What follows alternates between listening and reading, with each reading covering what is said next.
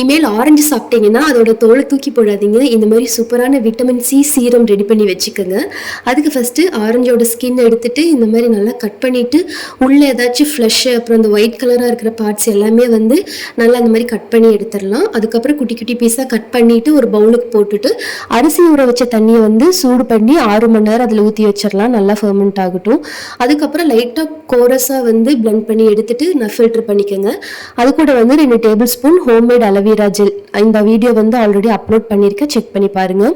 இது கூட ப்ரிசர்வேட்டிவ்க்காக கொஞ்சமாக சிட்ரிக் பயோ என்சைம் போட்டு நல்லா மிக்ஸ் பண்ணிவிட்டு இந்த மாதிரி சீரம் பாட்டிலில் போட்டு வச்சுட்டோம்னா ஏர் டைட் லாக் பண்ணி வச்சுட்டோம்னா கெட்டு போகாது, நம்ம யூஸ் பண்ணிக்கலாம்.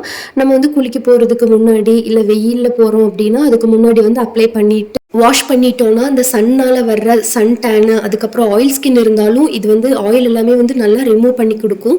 ஸ்மெல்லும் அவ்வளோ சூப்பராக இருக்கும். ரொம்ப ஈஸியான மெத்தட் தான், ட்ரை பண்ணி பாருங்கள்.